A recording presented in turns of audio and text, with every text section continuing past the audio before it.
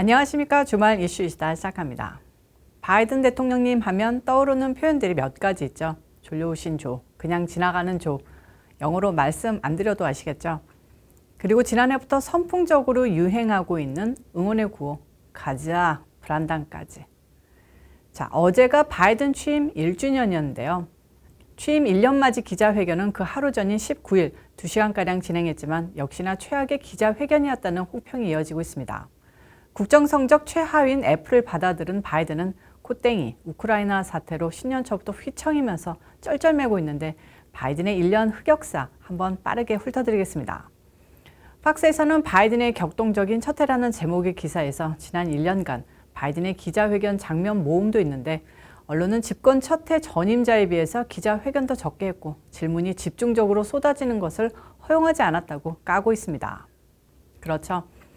바이든의 기자회견 장면들을 보면 종종 기자의 질문에 제대로 답하지 못하거나 종이를 뒤적거리며 시간 끌기, 그마저 안 되면 말 같지 않은 농담을 섞으며 진행하는 모습 보면서 웃기기도 하지만 또 어떤 실수를 할까 조마조마 긴장 타게 되는데요. 팩트체크를 해보면 1년 동안 우리 바이든 대통령님께서는 단 10번의 기자회견을 열었고 이 중 2번은 단독 공식 기자회견도 아닌 곁가지 기자회견이었습니다.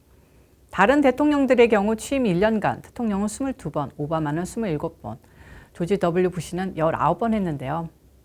대통령은 언론 단독 인터뷰까지 합하면 무려 54건의 회견을 하셨답니다. 이런 팩트만 짚어보더라도 바이든이 얼마나 말실수가 잦아서 언론을 기피하는지 알 수 있는데요.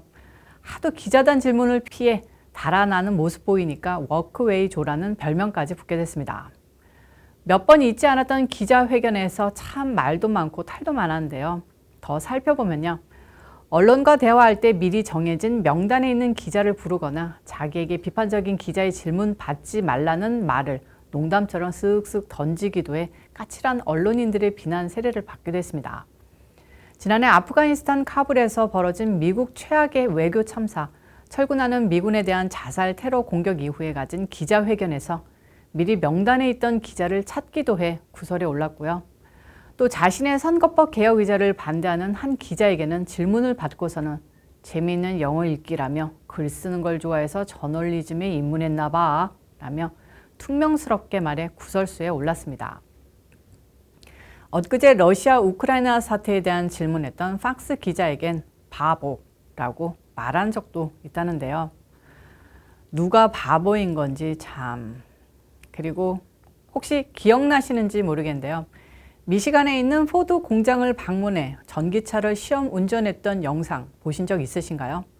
차에 타 있던 바보든 대통령님에게 한 기자가 대통령님, 이스라엘 문제에 관해 전기차 몰기 전 간단히 질문해도 될까요? 라고 한 기자가 말했는데요. 바이든 하는 말이 가관이었습니다. 아니, 하지마. 내가 악셀 밟을 때 차 앞에 있지 않는 한 질문 허용 안 할래. 이런 식으로 말하고 농담이었어 라고 했는데 기자가 뜨악 했죠. 기자는 아마 생각했을 겁니다. 지금 미국 대통령이라는 사람이 나한테 질문하면 차로 밀어버리겠다고 위협한 거야? 아마 온갖 생각 다 들었을 텐데요. 기자란 직업 참 극한 직업인 것 같습니다. 그래서 요즘 기자하는 사람 가운데 기자다운 사람이 제대로 없는 것인지도 모르겠는데요.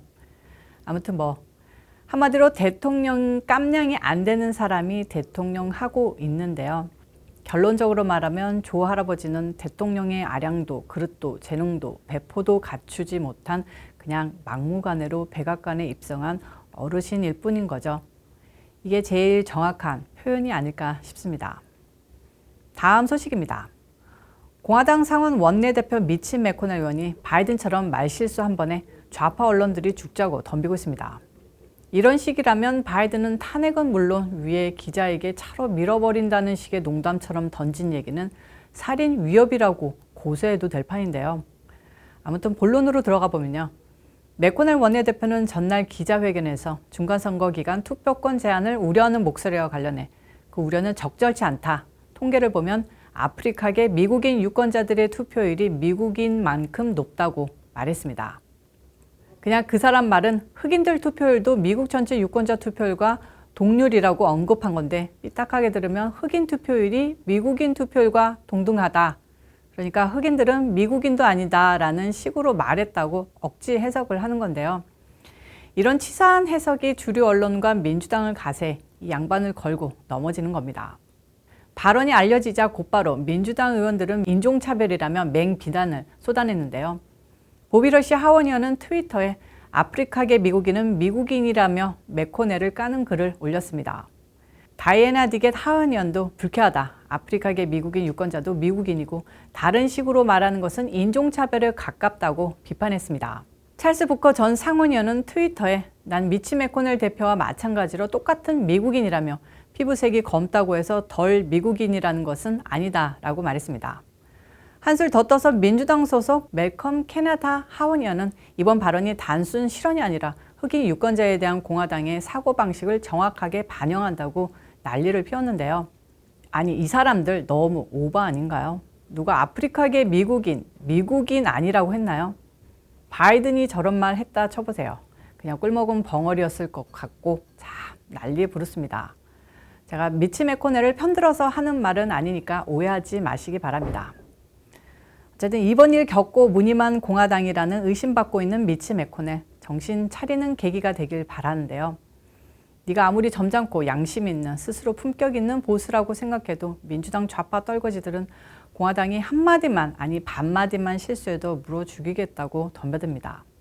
이제 제발 대통령 말 듣고 정신 차리고 대통령이 적이 아니라 민주당이 적이라는 것 깨달았으면 좋겠습니다. 협치는 무슨 협치입니까?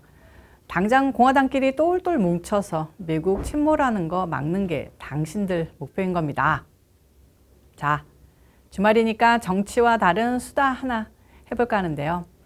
미국에 등산 좋아하는 한국인들도 참 많습니다. 한국 사람들 뒷산이나 유명한 산이나 산에 가면 본능적으로 하는 일이 좀 있죠. 나물 캐고 산삼에 눈 뒤집어지는 건데요. 솔직히 나물 캐서 먹는 민족은 거의 한국인밖에 없다고 해도 과언이 아닌 것 같은데요. 산삼이랑 나물 캐는 한국인들이 워낙 많다 보니까 미국 야생 동식물 보호단체나 공원관리국 보안관들은 제일 많이 하는 일이 산에 갔다가 내려오는 아시아인들 배낭 뒤져서 나물이나 산삼 캔 사람들 벌금 물리고 구속하는 겁니다. 이게 창피하다면 엄청 창피한 일인데요. 좀 그렇습니다. 실제로 제가 사는 버지니아에는 산삼 캐거나 산속에서 채취한 산삼 몰래 먹다가 걸려서 감옥 가는 분들이 심심하면 신문에 튀어나오고 있는데요. 오늘은 LA에서 비슷한 일이 있었나 봅니다. 내용 보면요. 미국 로스앤젤레스 법원은 15만 달러 가치의 야생 다육식물 두둘레아를 몰래 수출하려 한 김모 씨에 대해 징역 2년형을 선고했다고 밝혔습니다. 법원은 또 김 씨에게 두둘레아를 보호, 관리하는 캘리포니아주에 3,985달러를 배상할 것을 명령했다고 합니다. 김 씨는 다른 한국인 공범 2명과 함께 2009년부터 캘리포니아주 북부 국립공원에 자생하는 두둘레아를 불법으로 채취했고 2018년 미국 사법당국에 체포돼 기소됐습니다. 김 씨는 체포 당시 미국 당국에 여권을 압수당했으나 한국 영사관에 분실했다고 거짓 신고를 한 뒤 새 여권을 발급받아 멕시코를 거쳐 한국으로 도주했는데요. 2009년부터 저지른 범죄로 8년 후에 체포되고 그 후 5년 만에 실형을 받게 된 겁니다. 이걸로 두 가지 알 수 있죠. 미국의 사법 프로세스가 얼마나 질질 끄는지 또 아무리 시간이 흘러도 한 번 부른 건 놓지 않는다라는 게 끈질긴 미국 시스템이라는 겁니다. 아무튼 15만 달러어치의 두둘레아가 뭘까 하고 찾아봤는데요. 두둘레아는 선인장처럼 건조한 지역에 서식하는 식물로 잎과 줄기에 수분을 하면 이 식물은 공기청정 효과가 있고 인테리어 용도로도 쓰여 한국 등지에 돈벌이 수단으로 알려진 희귀종이라고 합니다. 그러니까 화초처럼 관상용인데요. 미국에서 나는 희귀 식물을 밀매, 불법으로 장사하려 했던 거나 마찬가지입니다. 김 씨는 미국에서 도피해 남아프리카 공화국으로 건너가서도 야생식물을 불법으로 채취하다 현지에서 체포됐고 2020년 미국에 인도됐다는데요. 앞서 공범 2명 중 1명은 미국에서 체포돼 2019년 122일 징역형을 선고받았고 나머지 1명은 현재 도피 중이랍니다. 감옥에서 갱생하셔서 앞으로 좋은 일 하시고 사시길 빕니다.